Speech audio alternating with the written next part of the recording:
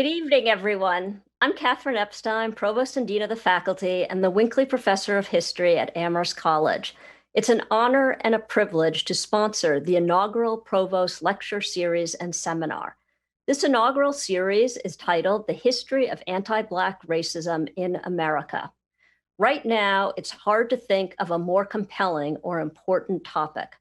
COVID-19 has glaringly brought to the fore the systemic racism that is so prevalent in the United States. The virus has taken a far greater toll on our Black and Brown communities than on others. This is due to the systemic racism present in all aspects of our society, in healthcare, education, housing, the workplace, the criminal justice system, to name just a few. But systemic racism, and particularly anti-Black racism, is nothing new. The premise of this series is that history is a powerful and necessary tool for helping us deepen our understanding of racism in America today. As James Baldwin once wrote, quote, "The great force of history comes from the fact that we carry it within us, are unconsciously controlled by it. History is literally present in all that we do," end quote. As a historian, I believe our college community needs to know much more about the history of anti-Black racism. Without that knowledge, grounded in fact and learning, we cannot understand our society today.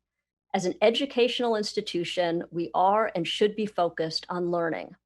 We pride ourselves on being a diverse community, and we repeatedly state that bringing together a diverse faculty, staff, and student body enhances learning for everyone. It is enormously important that we learn from each other and from the personal experiences that we all embody. Interpersonal interactions allow us to understand the way that racism shapes the lives of individuals in our community. But even more is necessary. We also need to take an academic, scholarly approach as well so that we can understand the structural racism underpinning our society. For students tuning in, I hope that you are taking one of the many courses offered on race and racism in the United States this semester. And if not this semester, I hope you'll take such a course next semester. For faculty and staff, I hope that you are using this lecture series as a way to deepen your knowledge of the African American experience, but especially of the history of anti-Black racism in the United States. And that's true for alumni too. I greatly look forward to my own learning around the issues that our distinguished speakers will address this fall: reparations, the struggle for the ballot, the idea of Black criminality, and the expansion of our prison system in recent decades. Now for some thank yous. First, the lecture series is supported by a grant from the Andrew W. Mellon Foundation to support the cultivation of public scholarship in the humanities at Amherst College. Next, I want to thank Jen Manion, Associate Professor of History, for organizing and facilitating this lecture series and the accompanying seminar. This was Jen's brainchild, and she's done a terrific job of envisioning the series, inviting the speakers, and making this more than just a lecture series. It also includes a non-credit seminar. Individuals can sign up for discussion groups of up to 12 persons. Each of the discussion groups will meet for an hour in the days following each lecture and discuss the lecture as well as some accompanying readings and videos. The syllabus for the series will allow you to explore more fully the issues discussed by each of our speakers. You can sign up for the discussion groups wherever this lecture series is advertised, and you will see the link at the end of this lecture as well. Before I hand this over to Professor Manion to introduce our first speaker, Professor Mary Frances Berry, I want to extend my personal thanks to Professor Berry for agreeing to give the inaugural lecture in the inaugural Provost Lecture Series. In the prologue to her wonderful book on Callie House, Professor Berry relates an anecdote about how, at age 12, she became, quote, an outlaw, a transgressor of racial boundaries. She had the nerve to listen to some records while she was doing the ironing for a white family. The mother of the white family, when she realized that the child, who would later become a professor, she exploded, telling her, "You had no business touching those records, and you shouldn't be listening to such music in the first place." This episode had several ramifications. One, Professor Berry's aunt worried that Mary Frances would become a troublemaker. Meanwhile, and perhaps more tellingly, the episode ruined Professor Berry's pleasure in listening to music, such as Beethoven's Ninth Symphony.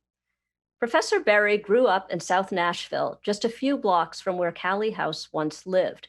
As she wrote in that prologue, she and Callie House both became troublemakers. In the spirit of the recently deceased John Lewis, both Professor Berry and Callie House got into what he called and encouraged good trouble. We are enormously lucky to be in the presence of a historian who made and makes good trouble. Not least, good trouble has allowed the Academy and us to learn the extraordinarily important and absolutely fascinating history of the African American experience in the United States. Professor Berry, thank you so much for being here and for sharing your insights with our community. And now Professor Manion will formally introduce Professor Berry. Thank you very much. Thank you. Thank you, Provost Epstein, for your support of this series. And welcome to everyone watching at home. I'm Jen Manion, Associate Professor of History here at Amherst College, and it is my great honor to introduce tonight's speaker. Dr. Mary Frances Berry is a pioneering and prolific legal historian who has been the Geraldine R. Segal Professor of American Social Thought and Professor of History at the University of Pennsylvania since 1987. She received her bachelor's and master's degrees from Howard University and went on to the University of Michigan, where she earned both a Ph.D. and a J.D.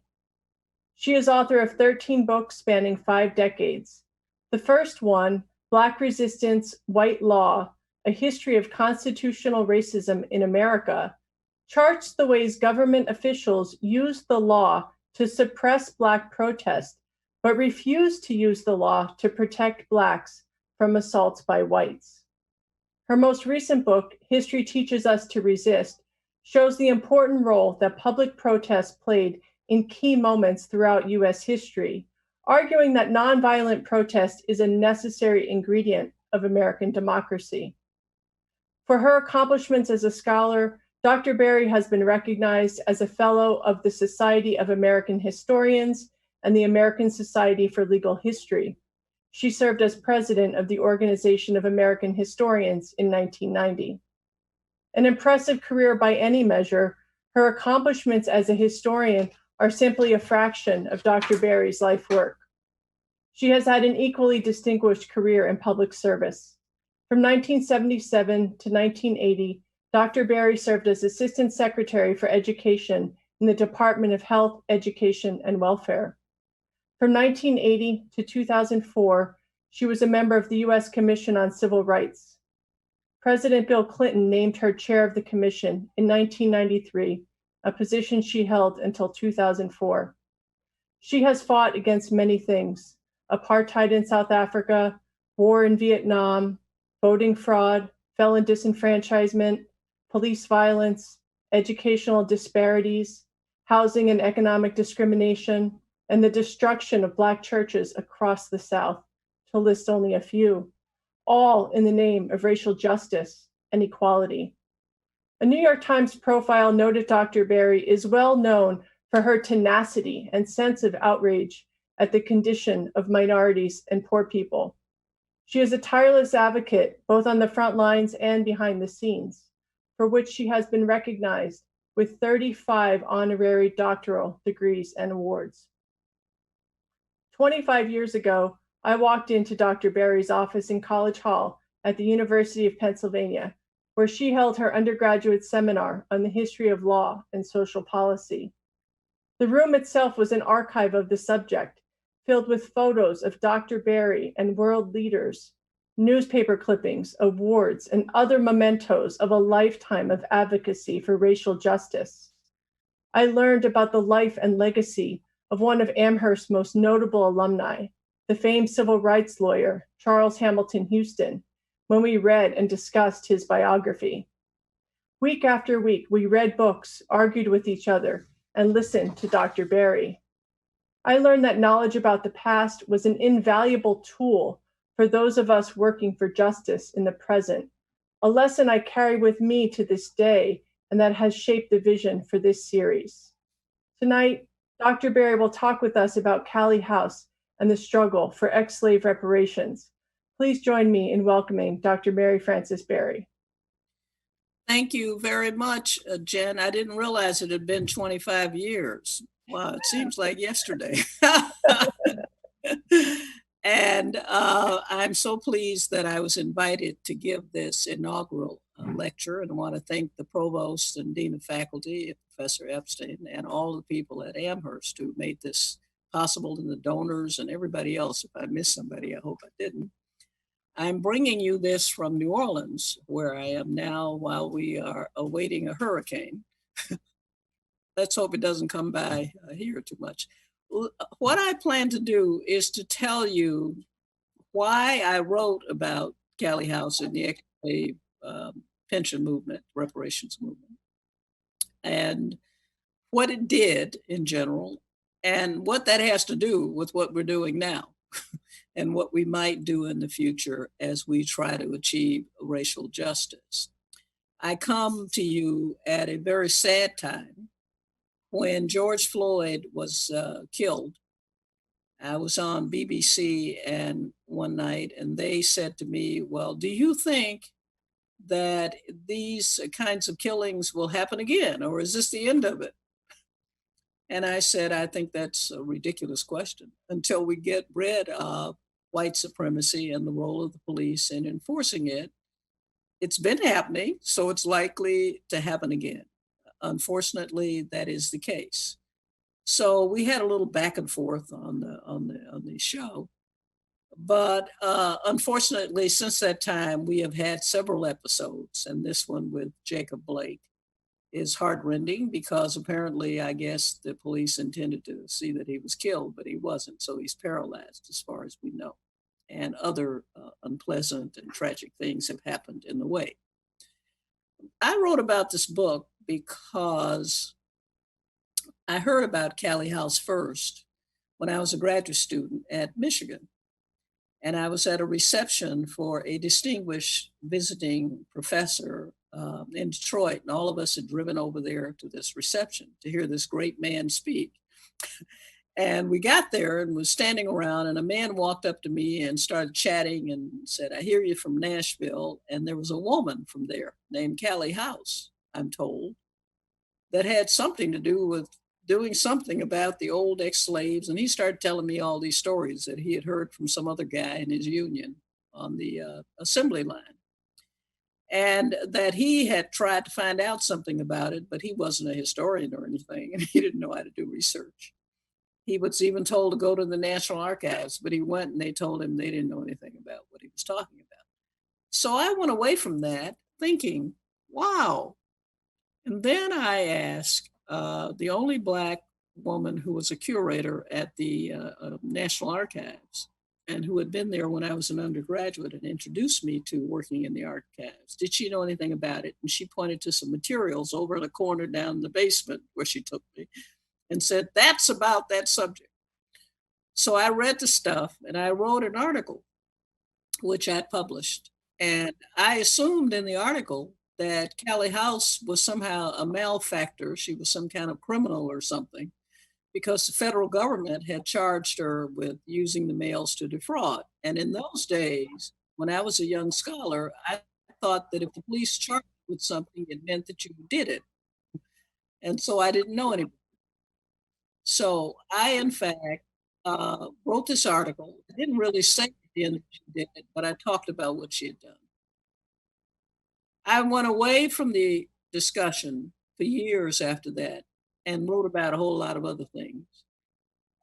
And then the subject of reparations surfaced again when Japanese uh, community was trying to get reparations for their internment during the World War II. And a lot of activity took place at that time, including the introduction of H.R. 40, which is the House bill John Conyers introduced to try to get a reparation study commission, which he tried to do for years and years and years. And last year it was introduced again and yet has not been done. So I decided to go back and actually thoroughly research Callie House and find out what she did. because reparations was again a hot topic. And when I did it, I found out that not only was she not a criminal, but that all she was trying to do was to get pensions for the old ex-slaves. She was born probably in 1861. She died in 1928. And in the period up to 1918, she was very much active in organizing a movement to try to get some kind of pensions. Remember that we didn't have Social Security then. So there were all these old people who had been slaves. She had been a slave, and the elders among them had nobody to support them, and they were poor. And some of them were working for the same people they had worked for when they were slaves and was still working, even though they were elderly. One woman, I recall looking in the records, she was 90 something, and she was still working as cleaning the house for this family she'd worked for as a slave. So Callie House heard from a pamphlet that was being circulated by a white guy who wanted pensions so that the ex-slaves would get them, his rationale, and they would spend them in the South, where most of them still were, and it would help the white families to redevelop the South. He saw it as an indirect way to get some money for the people who were in the South. Well, when this pamphlet was circulated, some people bought it, other people let other people read it. People read it to each other if they couldn't read, and it circulated rather widely. And Callie House was in Tennessee, and she heard about it at church. And she said, well, I don't understand why we couldn't organize something like that for ourselves. Why do we need this man to do something for the white people in the South, all over the South, by getting money, he thinks, for us, which we'll give to them? It don't make any sense. And so she, with the help of a local black guy who had worked for the white guy, whose name was Vaughn, and who got disgusted with it, and who told her that what he did was he was going to lobby Congress, send petitions off to Congress to try to get pensions. She organized this movement. It's a rather simple story after that. They traveled all over the South. They sent out pamphlets, they had meetings. They wanted to get the names of every person who had been a slave on a petition. There's some in the book. And the petition shows where the person was a slave, who owned them. And so you could identify the people and actually find them and find families if you want to. And all of those records are down in the National Archives because they got petitioned. If the person could write, they wrote their name. If they couldn't, somebody wrote it for them, and then they just put an X. And all of these petitions were sent to the Congress of the United States. After a while, the local white people got very concerned about this movement, and they asked the federal government. They wrote letters. The letters are there in the files too, saying, you should stop this woman. She's exciting all these Negroes. They think they're going to get some money. And when they found out they're not, they're going to be mad. So we don't know what they're doing, but they go and have meetings at church, and then they come out singing and walking up and down like they're happy about our day is coming. And they're not getting anything. Why don't you tell them that you should stop this woman? Now, the records of the Pension Bureau at that time, which had its own intelligence operatives, was that they got concerned because they got so many notes from people who said, go get her, do something to her. They sent out undercover agents to go to some of the meetings, churches, to see what they were doing. And the undercover agents came back and said, well, they weren't doing anything except getting petitions and having people, have their names put on them, and then they'd sing. They paid dues, 25 cents a month. And they kept talking about, well, someday, we might be able to get this. And they told their stories about all the bad things that happened to them. Then they went out singing and went home. So we didn't see them do anything. So they said, oh boy, we can't charge them with anything. What can we do? Finally, what they did was they charged her with using the mails to defraud by sending out pamphlets and notices of meetings and having meetings. The argument was that she should have known that the government would never give pensions to these people. By her organizing them to get pensions, she was engaged in fraud. And the short of the story is that they convicted her in the Nashville federal court with an all-white jury and judge of using the mails for fraud. I found in the records at the National Archives a file which has the record of complete records of one of the chapters with the names and everything. And it was in the litigation file of the lawyer who went to court, prosecutor. Lawyers put together a litigation file. And he went to court and told the judge and the jury that they didn't have any chapters, that it was all made up and she was just a charlatan and a crook. But the file was right there. Today, any lawyer who did that would be disbarred because that is fraudulent, not presenting information that you had. Anyway, they sent her to prison. She went to prison in Jefferson City, Missouri. The federal government said that at the time that she was incarcerated, the organization had at least 300,000 dues-paying members, which means it was the largest organization, grassroots organization of Black people.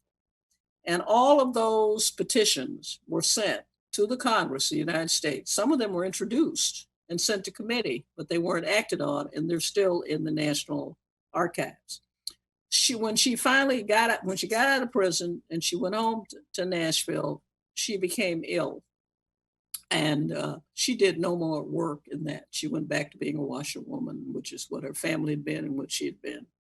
But the movement continued. I traced the movement from that time through Marcus Garvey's movement. He supported reparations, and some of the people in his chapters were people who had been in the chapters of her movement. And you can trace those people all the way up to the organizations that exist today, like NCOBRA and others, are people who are descendants of the people who were way back then in this movement.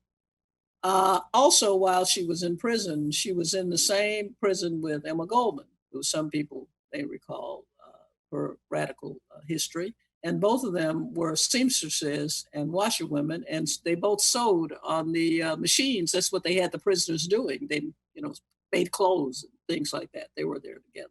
And Emma Goldman made a detailed description of what was happening in there and how they did it and all the rest, which was very useful. Now, what this book and what she hoped to do, Callie House, was to provide a basis for somebody, even if she didn't do it, to come along sometime and try to get reparations for these people who had been slaves. And there were about 2 million still alive in 1900. And if they had been given reparations, which for older people would have been $15 a month, and younger people would have gotten less, you could argue that we would have wiped out the debt to those people with one fell swoop if a decision had been made to do that. But obviously there was no decision. Now, what does this have to do with anything else?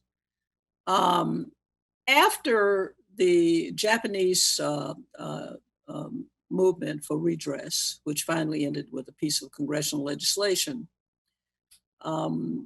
and other debates around what kind of reparations you would give, for example, to indigenous people who in the main aren't looking for the kind of money. What they want is autonomy and their nationalism, which is something they've gotten in the Tulsa case recently involving Oklahoma, that their nationhood has been taken, sovereignty has been taken away from them.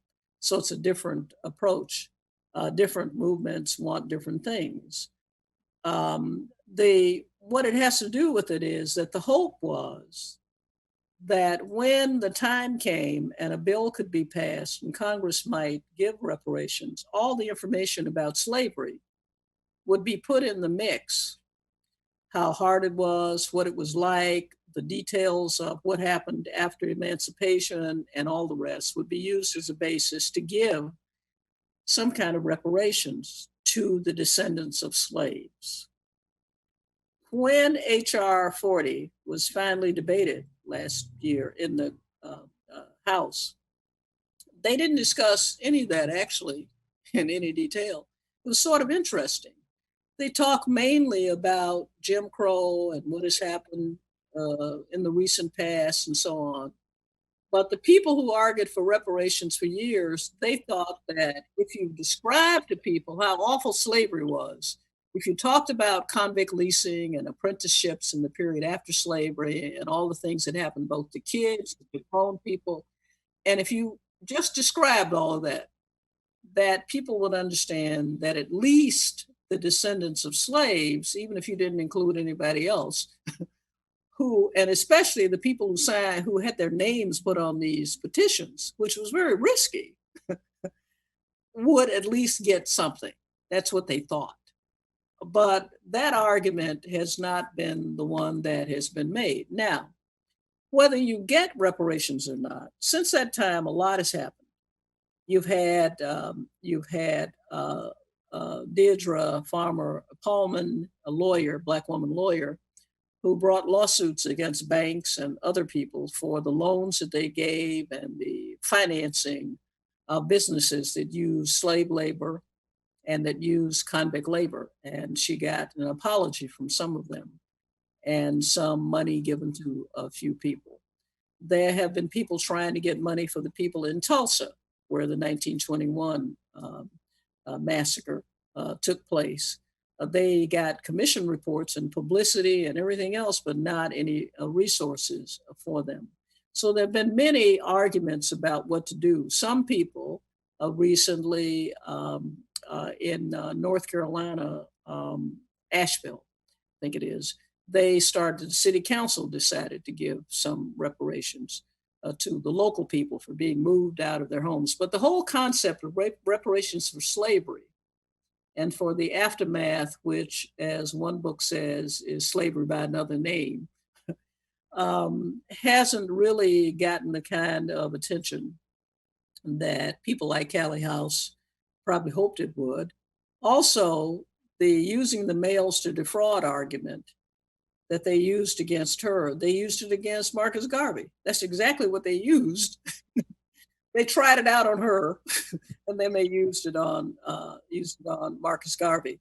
A lobbyist I know said that if you can go to prison for organizing people to try to get the federal government to give them something, a tax break or some kind of appropriation, and you don't get it, or you think the likelihood is not that you will get it, and then that is fraud. He said, I would be in prison right now because that's what I do for a living.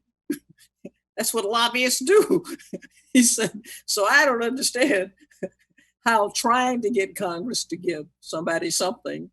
The other thing that's interesting about Callie House, as one sees in the book, is just from that little 4th or 5th grade education that she got in one of those schools that was set up after slavery, she remembered the Constitution.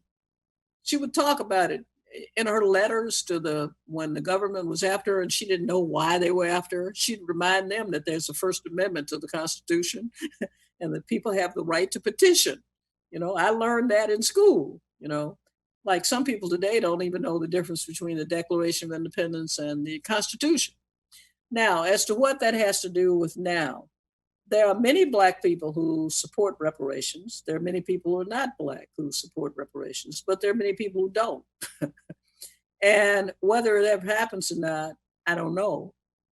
But I think a study commission, it ought to be time to at least have some kind of study commission to get a bill passed to look at it. And when it does, it ought to look at the records of these people who were courageous enough to make a record. And I was also happy to resurrect Callie House so that people would at least know she existed and that you can organize even against the odds, and that she was willing to do it and she said, I'll give my whole life for this cause. And that people who, even if they have a minimal education, it's like imperfect people can make great change. People who are not very well educated can make great change. So it's an example of the what you can do if you are persistent. A lot of Black people don't want reparations. I've given talks where some have gotten up and said, we don't need reparations, it means we're asking people for something. I find that an odd statement, but that's just my opinion. We should, stand on our own 2 feet and say that we don't need anybody to do anything, which I think ignores the history of race in America. One of the problems, though, is that many people do not know the history of white supremacy. They don't know the history of race in America. They haven't been taught it. I have just recently been trying to explain to a corporation that invited me to give some talks about diversity and inclusion, that the reason why it doesn't work effectively is because most people don't even know why we have it. They don't really understand the history of race in America. So since they don't really understand it and how everybody is complicit, they don't understand why we need it. And since they don't understand why we need it, it's hard to make them understand that people should be doing something. That's especially true. It's true of Americans who people have been here forever. It's also true of immigrants who haven't even had rudimentary education about history in America. We've come to the country and nobody bothers to tell them anything about it. So they have no idea why we're doing that. So we need to. So I'm going to have told you about Callie House. I hope you will read the book and enjoy it. And I'm happy to answer any questions you might have.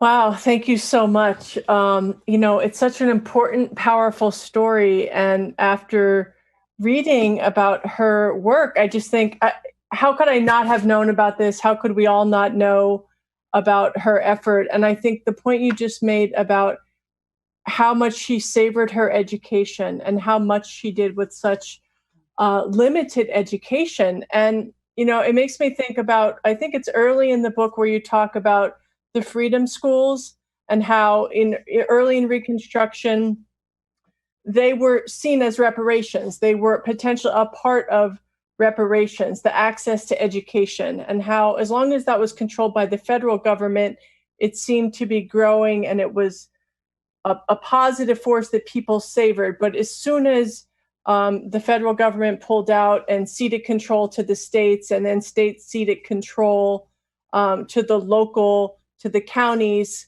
that they just evaporated. The quality declined, and and they lost access. And so I'm wondering if you could offer us some of your insights about the role of education and potentially more centralized federal control over funding for public education as a form of reparations. Well, the reason why we don't, first of all, the achievement gap has persisted in the United States in the public schools. And in some places, the public schools have been abandoned. In New Orleans, for example, after Katrina and the floods, the state took the opportunity to fire all the teachers because they wanted to get rid of all the Black teachers. And they said, we're going to close down the school system, so that means we can fire all of them. So they did. And then they set up charter schools. The whole system, there are no public schools in New Orleans. They're all charter schools. And then they went out and hired teachers, some of whom were in Teach for America, the kind of students who were my students at Penn, some of whom went in to Teach for America, and then came back and told me how terrible it was because they really didn't know how to teach. I mean, they came back and told me that. Dr. B, I really don't know how to teach. I don't know about classroom management. I don't all this stuff. I want to, I have a good heart and I want to do the right thing, but gosh. And so it's a disaster. But the reason why we don't have centralized school systems is because we have federalism. And I remember when I was running education in the federal government, for Jimmy Carter. Senator Claiborne Pell from Rhode Island was chair of the education committee, and he went to France or something and came back, and he told the president, we ought to have a national education system like they do in France, where the federal government controls what's taught, makes sure that everybody gets a good education. And on any given day in France, everybody's learning the same thing. And Jimmy Carter said to me, why don't we have a meeting and bringing all the chief state school officers from all across the country and let him present his idea and see if they support it, and then we could support it. And we did that. And they all opposed it. They said, look, we have a 10th Amendment. We have federalism in this country. The governors, control their states. The chief state school officers get elected, as they do in Massachusetts and everywhere else. And we like it that way. We want you to give us money. We want you to appropriate part of our budget, and the rest comes from our state funds. But we don't want you telling us what to do. So we're not going to go along with that. And if you try to propose it, we're going to oppose it. And that was the end of it. So we have 50 disparate public school systems, 50 states deciding what they want to do, even if they want to get rid of the schools in one place, like New Orleans Parish, because cities and parishes are in fact creatures of the state under the state constitution everywhere. And so we don't have any plan that it's the thing that affects us with everything we do. When you think about the virus and the COVID and all the arguments about what to do, every state has its own way of doing what it says. The rules are, the CDC can make announcements, but they can't make anybody do anything. The president can't make them do anything. The governors have power in the 10th Amendment.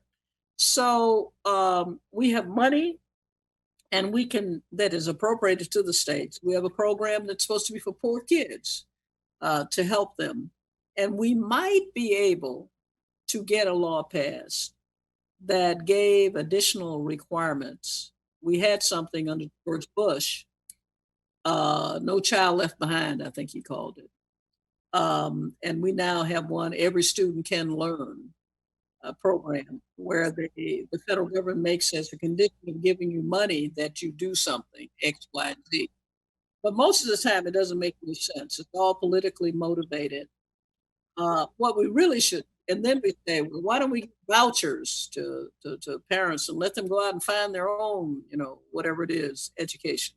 But our educational system is a mess. It really is. And it's particularly a mess for poor kids.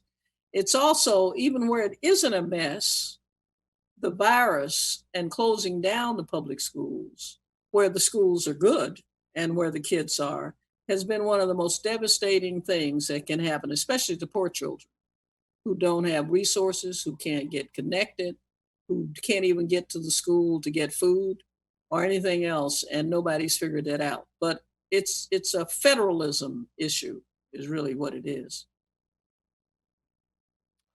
Wow. Okay. And I just would like to remind our viewers that you're welcome to enter questions in the chat box. We have a lot of different questions coming in about all different angles of reparations here. So I'm going to try to put some of them together and ask you, but there's both a question about what kind of, what are the reparations movements right now? What are people asking for? And who would benefit from the campaigns that are happening? And do you have an opinion about whether they should be restricted to people who are descendants of slavery or more broadly distributed among the African American community?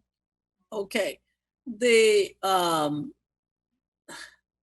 proposals that are being made and that may be considered by this commission, if it's ever set up under HR 40, are that they would give reparations based on all the harm that has been done since slavery by Jim Crow, segregation, poverty, all the things, the asset gap, the wealth gap, so on, so that there could be more a reduction of inequality in the country. The debate about who should get reparations, if we ever have them, will go on. My own view is that we should give reparations in the first, if we ever get them, in the first instance to people who are descendants of slaves in the United States, that the United States government should, and United States institutions should. CARICOM, the Caribbean, there's a Caribbean Commission, which is arguing for reparations for people who were slaves in the Caribbean. And they have had some success getting the University of Glasgow has given them some resources. Some of the Brits agencies have given them resources. The argument is that the nation that is responsible for the law and framework that made you a slave and permitted slavery to exist is in the first instance responsible for what happened.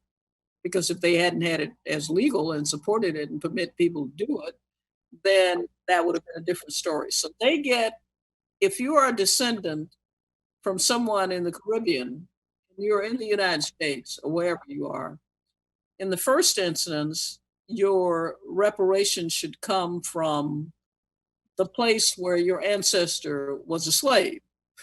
That is the British and that, so the French or whatever Caribbean island it is, or whatever colony it happened to be.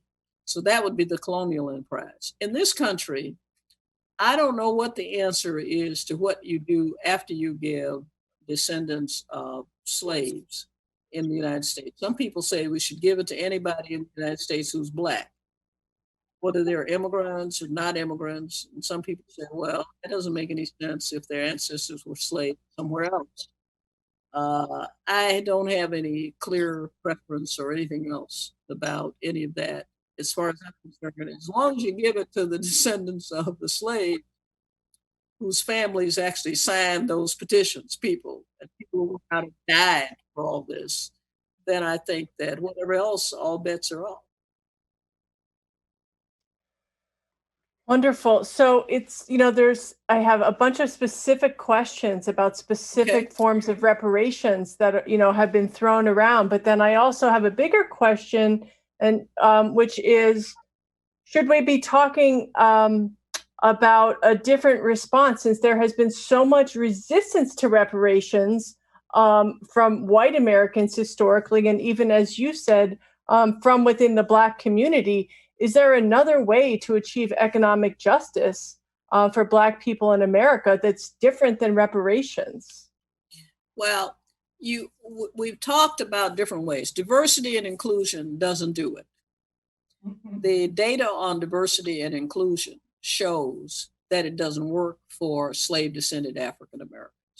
In fact, I'd be interested to know in the enrollment at Amherst College, of the Black students are there, how many of them are from families that are slave descended African Americans? I know that at Penn and at all the big Ivies, as opposed to little Ivies, I don't know what the little Ivies had, that most of the Black students who are there are either second generation immigrants from Africa or the Caribbean. Well, they are. And that very few of them are slave descended African Americans, and very few of them are from the surrounding area in which the university happens to be located geographically. That's true of the Ivies.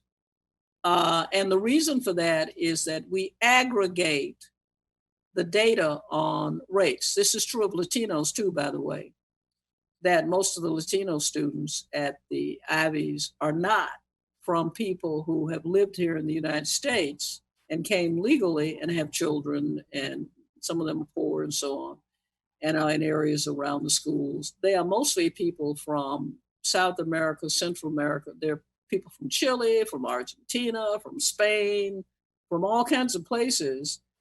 And this is true not only of the students, but of the faculty. And so diversity and inclusion, because you aggregate and because you don't tease out, that is what we call disaggregation, the numbers, so you can actually see what you're looking at, you can escape understanding that these things are the case. And so diversity and inclusion, which some people thought would do the thing of leveling the playing field and all that, hasn't really done it. Okay. Some people think that what you should do is simply give a certain amount of money to everybody who is at a certain poverty level. There's some program that has been proposed by Jim Clyburn and other people to do that. That would not level the playing field, because if you're trying to reduce inequality and you give everybody $1,000, you don't reduce inequality. You just gave everybody $1,000. If there was already inequality, it just means everybody, whether they were unequal or not unequal or whatever, they got $1,000. But you could come up with some kind of poverty measure which would capture lots of Black folk, because Blacks are disproportionately poor. It would capture a lot of white people. It would capture, if you were trying to relieve poverty and get rid of anything you did to relieve wealth inequality, would be wonderful. But one thing you might do is, in your admissions to higher education institutions, you might disaggregate the data on admissions so you can see who you're targeting and how you're doing, because those are the pipelines for people to get good jobs and to move up in hierarchies all across the country. And we know that. And well, following along that line, would you say then, could you expand on the role of higher education, either in terms of tuition breaks or other ways that higher ed institutions could play a leading role in either, reparations for people descendant of slaves in particular, or racial justice more broadly? Well, some schools have avowed and made public their direct relationship to slavery. I mean, there's a Georgetown story where there wouldn't be a university if they hadn't sold the slaves. So what they're trying to do is make recompense by letting descendants come to the school for free and take certain other steps to make up for it, acknowledging. One of them is acknowledging the past. People have to know, you have to know the past, and then you have to acknowledge it and own it and say. One thing that this poverty initiative, which is called the Low Income Student Initiative, that many colleges and universities have started participating in the last few years, has helped in a sense because it has made them look around their own communities at the poor people who have been overlooked in the admissions process before. Since when Martin Luther King was assassinated, the few years after that, many higher education institutions recruited a lot of poor Black students from their own neighborhoods to try to make up for what had happened, as sort of repairing the breach. And after a while, they stopped doing that. One, the faculty said these students aren't prepared, want to be bothered. And the students were difficult. They demanded things like Black studies programs and all kinds of things that created tension. So it dissipated. But this low-income initiative, first generation low-income initiative, we have one at Penn and other places have them, has made us reach out. And one of the people we reached out and got was this young Black woman in Philly who never would have been recruited, Ania Moore, who was in my class, my seminar, the same one you sat in. When she was a first year, she demanded entry and I let her in. She was great. She graduated last year. She's a Rhodes Scholar right now.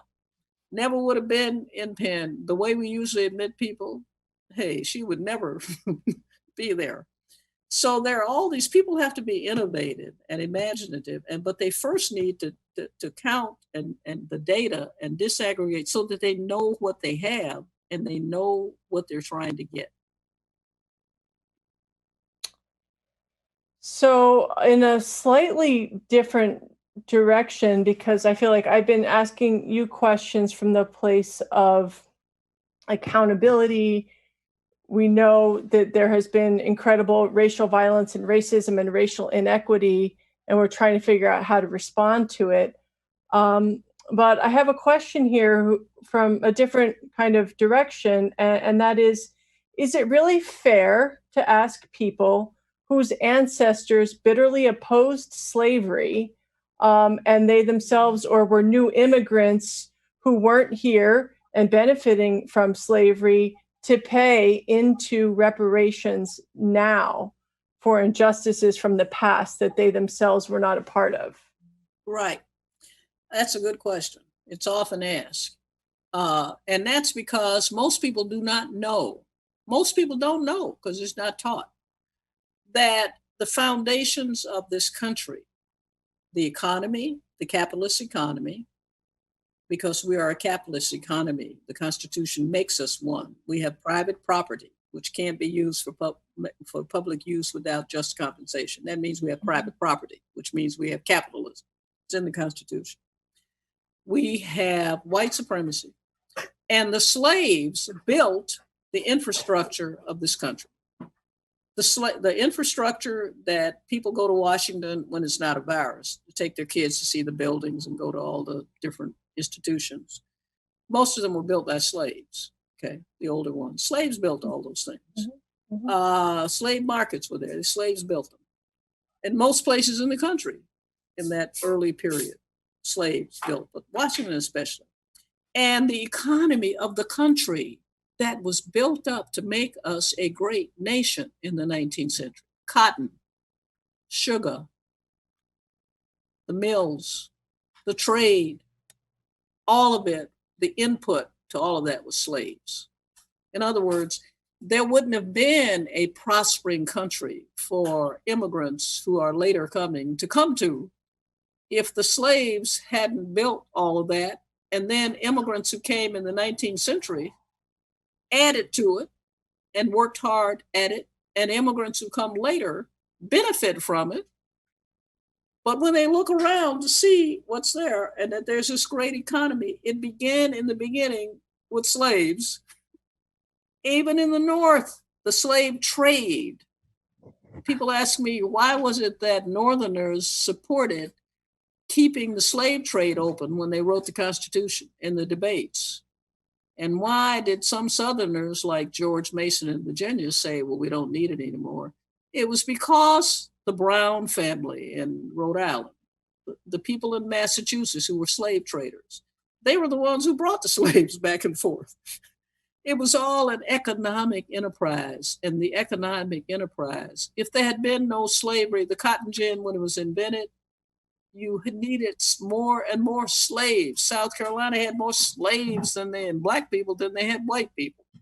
And so when you come later to an enterprise and you see it all built up and there it is, and isn't it wonderful? And you say, well, I don't have anything to do with what happened here.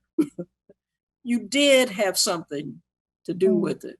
You are enjoying the benefit of it without the pain of it. And when you say you work hard and you came here, slaves worked hard, they didn't get paid, which is why when they were emancipated and they weren't given anything, that they didn't have anything, and which many of them slipped back into slavery and kept on working as the convict leases and apprentices and all the rest of it, the children in the factories and in dangerous occupations. So it's not fair to say, it's not even not fair, it's not true to say that I didn't have anything to do with it. I didn't get any benefit from it. But if you don't know the history because no one ever taught it to you, then you wouldn't understand that. And it's understandable. Yeah, I want to connect this conversation to current events and police violence. I have seen you do many interviews this summer about the police killings of innocent Black people and the protests that have sprung up across this country. And I noticed repeatedly in those conversations that you brought the conversation back to economic justice. And I'm wondering if you could tell us why and explain your thinking on the importance of that connection between police violence, rioting in the streets for justice, and why that is a story of economic justice in your mind. Well, because we have wealth inequality. Because, well, the two things. All the police are doing is enforcing what they're told to enforce, which is racist capitalism. It's white supremacy. Whether it was beginning with slave patrols or whatever it was, that's what police, they're just doing what they're supposed to do. And it doesn't matter whether they're white police or black police or Asian police or whether they're Latino police, they're doing their job, which is to control these elements, these Black people. They've been doing it. I mean, that's what they do. I've done hearings when I was at the Civil Rights Commission on police departments all across the country. Shooting with Amadou Diallo in New York. I did huge hearings, subpoenaed police and mayor and everybody. All of this. So that's what they're doing, their job. And until having to contain racist capitalism is no longer the job, then it will be their job. Okay. Protect racist capitalism. Black people, if you look at it carefully, you will see that many of the Black people who have been killed, not all of them, Breonna Jones was not in that, Moore was not in that situation, but those guys who have been killed by and large were in precarious situations. They lived with precarity. George Floyd, in an economic situation in which his living was precarious, which made him vulnerable to being in the position he was in, which made it possible for him to be tamed and end up arrested and killed the way he was. The man who was in the car outside the Wendy's in Atlanta, precarity, poverty, precarity, no opportunity, no future. Eric Garner in New York, who was selling loose cigarettes. Why is the man on the street selling loose cigarettes for a living?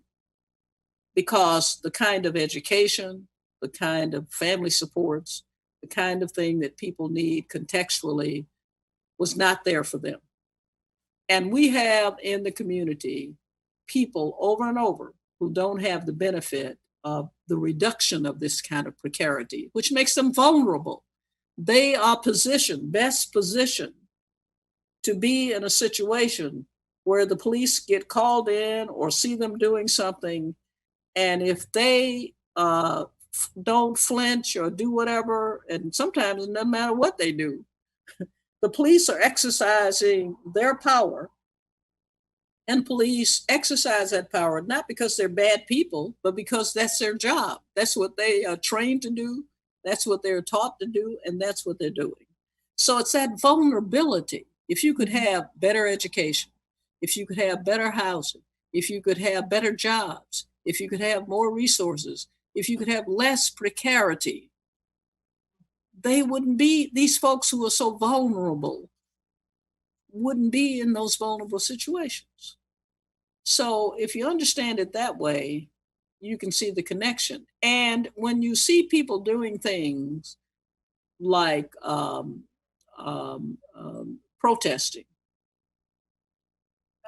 right now people are protesting because of what happened. They also have more time to protest because even people who are not in precarious situations are in precarious situations because they're not working or they're not in school or whatever. And so they have the time and place and management to do it. But it's let's reduce the vulnerability. Let's indeed level the playing field. Let's indeed do something about resources and all the rest of it so that when people are engaged in crime or doing something that puts them at risk, they don't have the cards stacked against them that puts them in that situation where they can be harmed. And let's not assume, when people go around assuming that white people assume that Black people are in a precarious situation, the Karens of the world. They are right to assume that because many Black people are in a precarious situation. The white people who walked up when I was standing under the canopy of a luxury hotel, just standing there, or luxury apartment building, and they were going in the building, and they looked at me, askance at me, standing in front of the building, just standing there. And repeatedly as they came in, some said, "Well, can I help you? What do you want?" And they went on in the building. Finally, the security guard comes out and says, "People are concerned because you're standing out here outside the building. Why are you standing here? I pointed my finger up and said, it's raining and I don't have an umbrella. But I was out of place. I was in a white space. And because I was Black, they didn't know I was a professor. They probably wouldn't care. Chair of the Youth Civil Rights Committee, whatever I was. There was this Black person standing outside under the canopy of their building who they assume is a vulnerable, dangerous person who is in a precarious situation, and they're standing outside their building. Those assumptions are often valid because of the social and economic situation and the lack of upward mobility and the vulnerability and all the deficits that people face who are poor and people who are disproportionately Black. A lot of did that explain it, Jen, or not? well, I believe it. Yes, it explained it to me. I have to say, some of our students here at Amherst College have shared similar stories. Some of our African American students of being questioned as not belonging or not in place. And I have to say that's one of the reasons why I want to have these conversations and open up these conversations, because we have to do better. And, people have to understand this history. But to connect back to some earlier things you said just now about why people are in precarious situations and lacking a certain social safety net, access to jobs, and better funding for social services, those are some of the arguments that I'm reading about now from people who are saying we should defund the police. Right. Is that part of your logic when you kind of make that case? Do you share and ideas and a philosophy with people who are making that argument around defunding the police as well? Well, I understand why Black Lives Matter wants the money that funds the police to be shifted, some of it, into social services and other things that poor people need who suffer from their vulnerability and the precarious state that they're in. And if funds were put into that to help them, they might not be as at risk of having encounters with police. It's sort of like, their vulnerability might be reduced. And there may be an indirect way to keep this kind of stuff from happening at the same time that we redefine what we want police to do. That's hard to do because as long as we want capitalism and as long as we want white supremacy, it's hard to redefine what police do because they're protectors. But I can see when people say defund the police, some people, of course, think they mean get rid of the police altogether. But when they say shift the resources, I can see why they want to shift resources. I can see why they don't want police in the schools. They're, having police officers in every school, especially having them in schools as they do in some communities where the majority of the students are Black because our school systems are segregated. That's what signals is that sin. That means that you're getting put in prison early before you committed anything. You might as well get used to it as a child. As a police officer told one of my students who went to work in a school under one of these programs where they go off and work, and she came back and told me that the kids were playing on the playground and they got into a fight with each other. And these are kids who were in like the 3rd grade. And a cop was passing by and came onto the school grounds and grabbed them to arrest them and says to her, well, I might as well put them in the system early, So they're like targets. So you don't want to start putting them in the system early by having the police actually in the school grounds, to keep order and all that. But I guess so, but defund the police has been taken to mean that they want to get rid of all police, which by now I think most people who paid any attention know that's not what they're talking about doing. But they are talking about using the resources differently, and I agree with that. So the movement for Black Lives was launched in 2015 in response to, the killing of Eric Gardner, Michael Brown, and others. And more recently, some polls indicate that the protests of June in response to George Floyd might have been one of the largest protest movements in U.S. history. This upsurge of protest. And I'm wondering, from where you sit on this, 5 years into the movement for Black Lives, what progress has been made, and where do you hope it goes from here? First of all, since I happen to believe that protest is an essential ingredient of politics, I'm glad to see that the Black Lives Movement developed and that 3 women did it. Some people don't know, but on most college campuses, the people who are the heads of the Black student movement in many places are women, and they have been for quite a while. And so instead of just being the secretary of whatever it is, and so I'm happy that they did this, and I hope that the movement persists.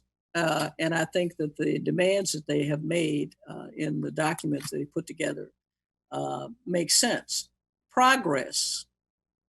The reaction to George Floyd and the huge protests that took place on the one hand because of the video. We had a video of Eric Garner seeing Eric Garner killed and Philando Castile. But it happened in the midst of the virus and the layoffs and the bad economy, and everybody had time and people were out of school. So there were a mass of people who were interested more, who could go out and protest, who had the time, the energy, and everything else to go out and do it. And it was so egregious, especially for those people who keep hoping every time something like this happens that it's never going to happen again. And then when they see it happen again, they say, wait, whoa, I thought, having seen that, maybe the police officer would have a second thought and not do that. But the police officer isn't thinking that. The police officer is thinking, I'm in control. My whole mantra is to be in definite control and to exercise that I'm in control, because that's the way I keep control. Okay. So that I think that is what happened with George Floyd and the whole reaction to it.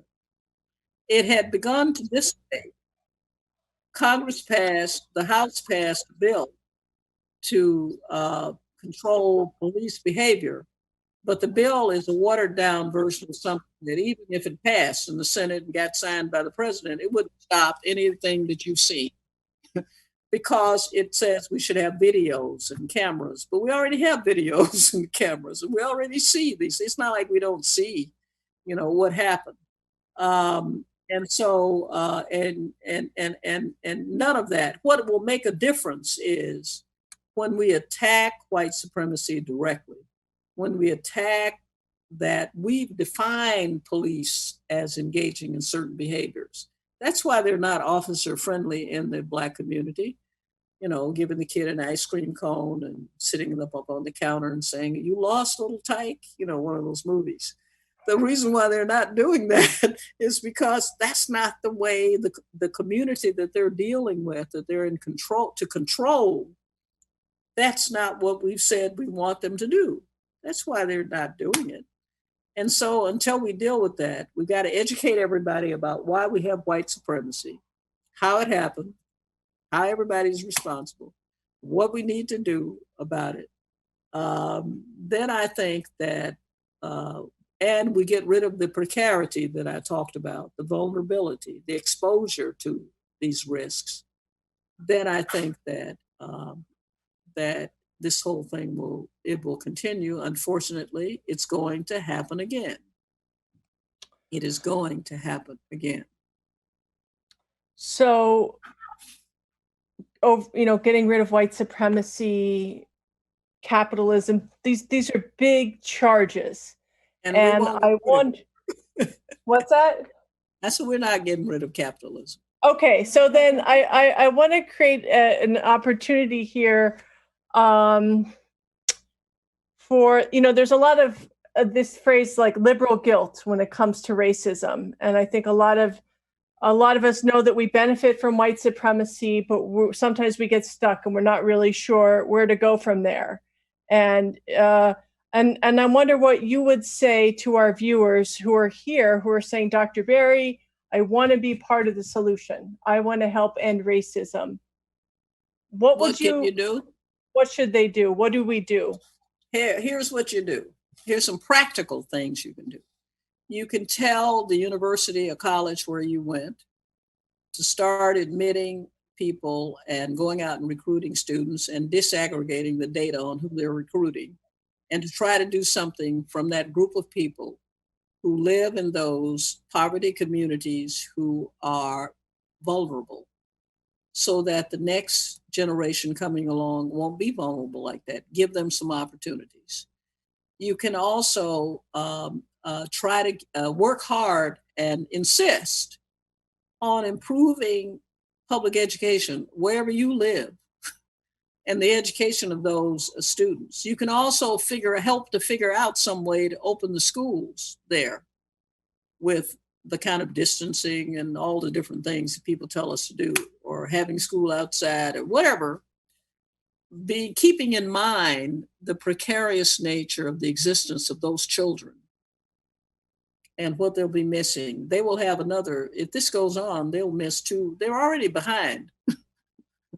They'll miss, their education. Where you went to university or graduate school or law school or wherever you have them take initiatives to bring in more people from these communities so that they have job opportunities. Also support legislation that will give actual real training for jobs that exist. Training programs very often train people for jobs that don't exist. What's going to be training for something that no longer exists? You get involved wherever you are. Also, and if you are white, don't ever be a Karen. Don't even think about it. Don't see yourself as walking around in white spaces, and what is this person doing, so that if a 5'2" Black person walks up and stands under the canopy who weighs 120 pounds soaking wet, you want to know, why are you standing under my canopy? When all you had to do was look out at the rain. Use your brain and try to be kinder and try to be more intelligent. Learn more about our history so that you understand how we came to the past where we are. And then you might help us unravel some of this. Oh, thank you so much for all of your words this evening, especially that wonderful advice at the end. We're going to turn it back over to Provost Epstein for some closing words.